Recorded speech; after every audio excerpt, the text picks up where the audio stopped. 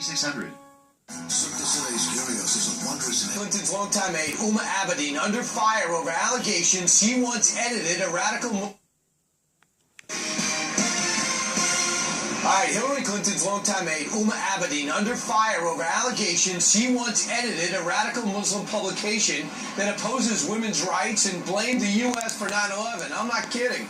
The Clinton camp has denied Abedin played an active role, and the Journal of Minority, the name of this is called the Journal of Minority Muslim Affairs, that's the magazine, which her mom runs, but her name was listed on the masthead for years as an assistant. Joining us right now is Paul Sperry. He's with the New York Post columnist. He's a columnist there who broke the story. He's also the author of the book you're looking at now called Infiltration, How Muslim Spies and Subversives Have Penetrated Washington. Paul, tell me about this journal. What types of things are written in it? Okay, well, I found one article where the mother actually wrote an article arguing for the subjugation of women and actually excusing wife beating. And in another article I found, she actually blamed America and American foreign policy for 9/11, using the same excuses that Osama bin Laden used in his fatwa against us. So, what about the linkage with Huma? She was listed on the masthead, correct, as an assistant editor? Yeah, for 12 years, from 1996 to 2008.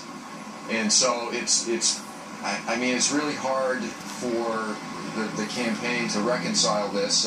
They admit that she actually was on there on the masthead, but they're saying that, well, she actually didn't do any editing, which is hard to believe. I mean, because even if you buy that excuse, Huma had to know how odious this radical journal was, because her mother was the editor and her brother and sister worked there as editors. So on top of that, there is a linkage besides Huma Abedin. Didn't Hillary Clinton speak to, didn't she have an event in Saudi Arabia where she addressed women? Yeah, so Hillary had to know too about this. I mean, she went over to Saudi Arabia in 2010 as the Secretary of State to give a speech to the mother's radical mother's right now, Paul. You can't see it, but we're seeing her enter into the building with the mom and with Huma.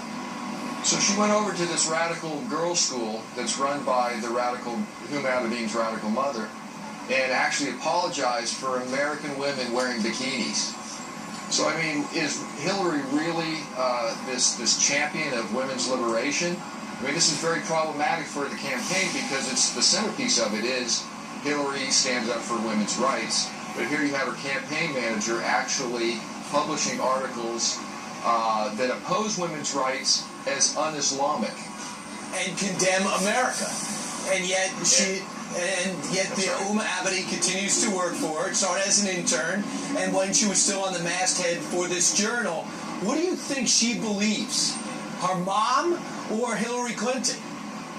Well, that's a good question, because, I mean, clearly she has two faces. The face that we all see, and then the face that she shows to the Saudis and other radical Muslims. So this raises a lot of questions that, unfortunately, aren't being asked of the campaign. I mean, if this was Trump's campaign manager being attached to such an extremist publication, the media would be hounding him around the clock about this. No doubt about it. In fact, Huma Abedin's mom once wrote this in the journal, quote, "Empowerment of women does more harm than the benefit the cause of women or of their relations with men." She wrote that in 1996, and she raised Huma Abedin. That's her daughter. So, Paul Sperry, the big question is, this Huma Abedin has gone from intern to maybe the #1 person in Hillary Clinton's life, the key aide. What does she believe?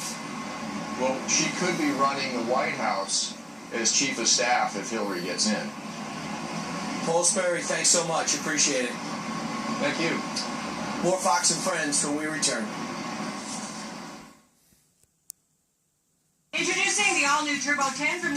But I want to say one thing. We turned over everything. I want you to listen to me. I did not. I did not. I did not send classified material. Not a single time. And I did not receive... Never. Any material that was marked or designated classified. I never told anybody to lie. That's all I could say. These allegations are false. I don't know how it works digitally at all. We believe American Alpac is responsible for the content of this message. I had like memory foams, I had feather pillows, and I'd always wake up. The pockets that can exist in these kinds of situations and the people that can be pulled out alive. So an urgent situation as it unfolds on the ground in Amatrice, Italy this morning. Our thanks to Amy Kellogg. We'll take you back there as we get more news. Martha, meanwhile, back here at home, the headlines keep getting worse, it seems, for Hillary Clinton. A new investigation by the Associated Press revealing that over half of the private meetings Mrs. Clinton had scheduled while she was Secretary of State, well, turns out that they were with major Clinton Foundation donors. The AP analyzed government records and found at least 85 of the 154 people who had met or had phone conversations scheduled with Mrs. Clinton had either given money personally or through an organization. And we're talking about multi-millions of dollars in donations. Those 85 contributed as much as $156 million combined. At least 40 of those people donated more than $100,000 each, and 20 out of those 40, half, gave at least $1 million. Jennifer Griffin is following the Clinton campaign as she fundraises in California, and she is live in this early morning hour in San Francisco just after 6 a.m. So, Jennifer, how's the Clinton campaign responding to these new revelations this morning?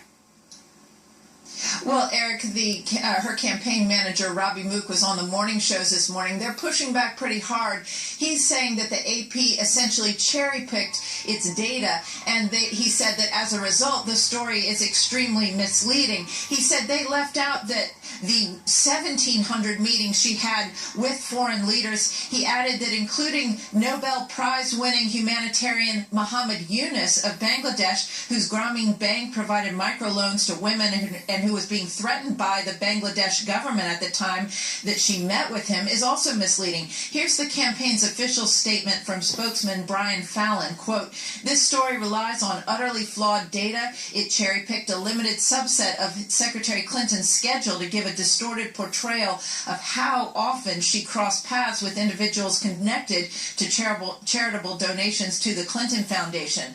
Now, as you mentioned, Eric, we're out here in California where Clinton held 4 fundraisers yesterday. She'll be here in San Francisco at the home of Apple's Tim Cook, along with other Silicon Valley entrepreneurs. She raised over $6 million just yesterday at those 4 fundraisers in Los Angeles. Eric? All right, Jennifer, we'll be delving deeper into this question and the new revelations throughout our 2 hours here in America's Newsroom. Thank you. So her opponent, Donald Trump, of course, was quick to seize on this news, saying that it is more proof, he believes, that there was a pay-to-play environment with Hillary Clinton when she was Secretary of State. So many people, for doing so far less, are right now suffering tremendous repercussions. Tremendous. For doing a tiny fraction of what Hillary Clinton did. If our Secretary of State can be bought or bribed or sold, it is a disgrace. This is a threat to the foundation of democracy. A threat. This is what happens in third world countries. So let's bring in Fox News digital politics editor Chris Stirewalt with his analysis of all of this. How does this shake out, Chris? Good morning to you. Good morning to you. Now, the thing with Hillary Clinton is they never seem to learn. She and her husband never, ever seem to learn, which is whether it was real estate dealings in Arkansas, whether it was allegations of selling pardons when he left the White House, whatever it is, they never seem to learn that hanging out near the ragged edge of criminal or illegal activity is not the place you want to be. Now, there is no evidence at all that Hillary Clinton has done anything illegal. But that shouldn't be the threshold. That should not be the threshold that you are butting up against if you are a major party nominee for president, if you have to say, hey, look, we have not been charged with any crimes for anything that we did. That's not the threshold you want to be playing with as a presidential candidate. So what's the impact? You know, when you look through the list, it's been a tough week for any candidate by this measure. You've got the Colin Powell story, him saying, look, I never, told her that we did anything similar in terms of our emails. You've got this AP story. You've got the FBI uncovering 15,000 more emails that she said didn't exist, that they say now they have found. So what's the impact of all this, election-wise? Well, the impact is a lot of it is already sort of priced in to Hillary Clinton's poll numbers, that people are aware. There are a lot of Americans who say they don't trust Hillary Clinton and are voting for her anyway. Mm-hmm. That tells you something about the horrid election cycle that we are in. So that's true.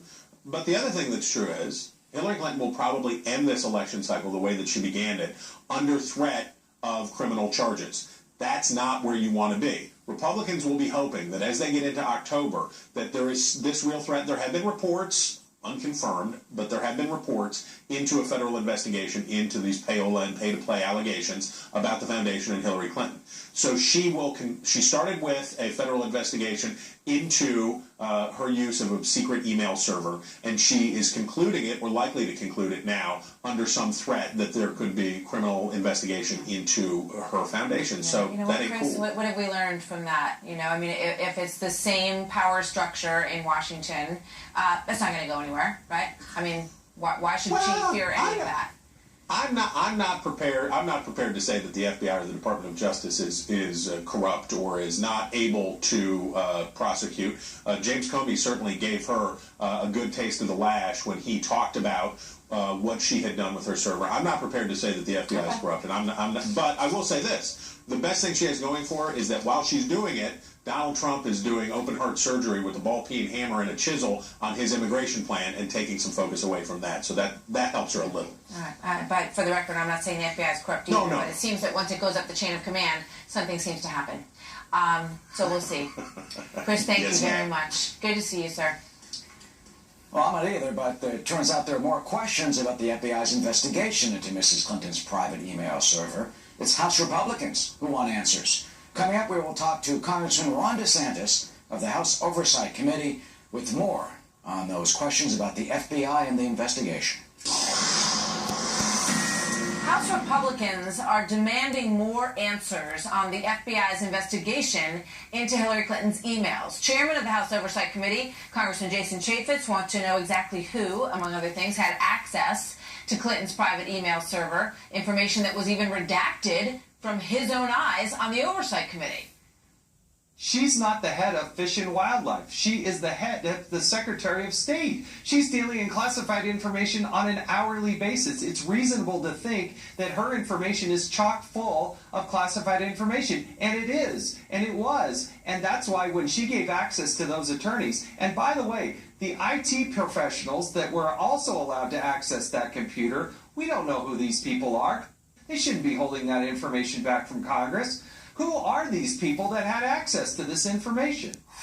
Joined now by Florida Congressman Ron DeSantis, who sits on the Oversight Committee. Congressman, good morning. Good to have you here this morning. Good morning. I think people hear all of this, and then they hear, there's 15,000 more emails that have been found, and I think there's a certain amount of, well, hasn't this already been investigated, and isn't this over? So tell us where your committee stands on that issue, and if so, what action you still plan to take and why? Well, remember, all Director Comey said was that he didn't think that the case could be prosecuted because there was, quote, no intent to harm the United States. Now, we all disagree with that interpretation of the statute. It only requires gross negligence. But that was that one instance about how she handled classified information. During the course of his testimony, he acknowledged that there were multiple individuals who did not have a security clearance who were given access either to her server or to her emails, and her attorneys were ruffling through those emails. And the way it works in any other aspect, in the military, for example, where I serve, if somebody is being prosecuted for mishandling classified information, they can bring in attorneys, civilian attorneys. Those attorneys must get security clearance before they're given access to classified information. It doesn't seem like the rules were followed in this instance, so we're trying to get a handle on how many non-cleared people had access to some of this was top secret information. Yeah, and one part of this story that I keep going back to is the FBI questioning of Hillary Clinton. Now, why? What's your understanding of why she was not under oath? I mean, James Comey himself, when she was talking about how this was an inquiry, it was no big deal.